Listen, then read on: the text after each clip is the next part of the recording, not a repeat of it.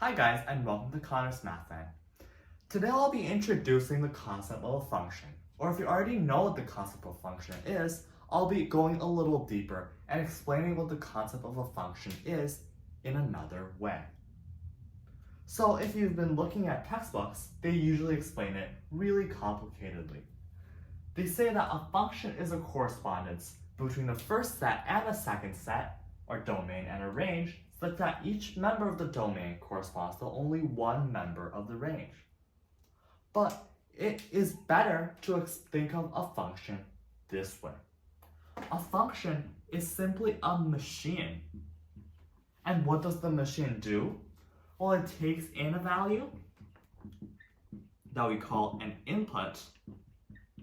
It does something to the input, whether that's multiplying that input by 2, or dividing that input by 3, or even square rooting that input. And then it takes the result and outputs that result. Let me give an example with the function fx equals 2x. Fx equals 2x is basically saying that we have a machine that we call f, which operates by the following rules. For every number that we input or that we feed to f, we will always result with a number that is twice the size of the input. In other words, if x is inputted to the function f, we will always result with 2 times x. Therefore, f is sometimes also called the doubling function because the purpose of function f is simply to double the result. A common misconception within functions is that the idea of fx equals 2x and y equals 2x are the same thing. They are similar because they have the same graphs, right? Their graphs all look like this, but they are not exactly the same. Y equals 2x expresses the relationship between two variables. For example, you could say that a person is traveling at constant speed of 2 miles per hour. If that happens, the distance that the person travels in miles will be twice the amount of the time that the person travels in hours. But what functions really do is that functions are a machine that does something every time you put a number in. So they have slight differences. Okay, so a function has this thing called a domain and this thing called a range. What is a domain of a function? Well, a domain of a function is all the possible inputs that the function can take. Take the function of fx is equal to root x.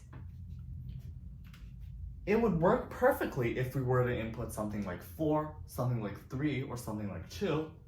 For example, if we were to input in 4, we would simply result with a value of 2. However, this would not work if we were to input something like -1, at least in the realm of real numbers. It could exist as a complex number, but that's too far from where we're going today. So, what do we do when an input of -1 is inputted within that function? Well, we resolve with the error.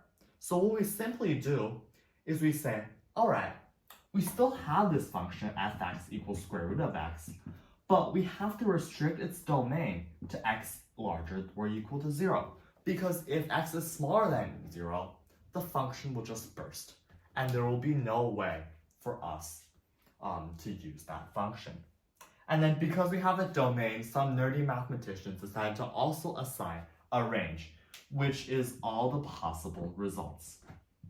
Because, interestingly, there are some functions that will always result in a positive number, like y equals fx equals x squared. Alright, so an idea that you must have heard of functions is that this statement, each member of the domain corresponds to only one member of the range. What does that mean? This simply means that if we have an input of 5, this can only result in one value. 5 can only result in 10. It cannot result in both 10, sometimes 10, and sometimes 13. And this is implied within our definition. If you think about a function as a machine, it cannot take some value sometime and take other values other times.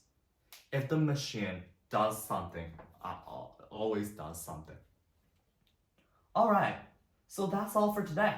In conclusion, a function is simply a machine that always does something, whether it doubles a number or whether it square roots a number. Functions have domains and ranges, and they follow the idea that for every input, there is a definite output, and the output will not vary based if the input is the same.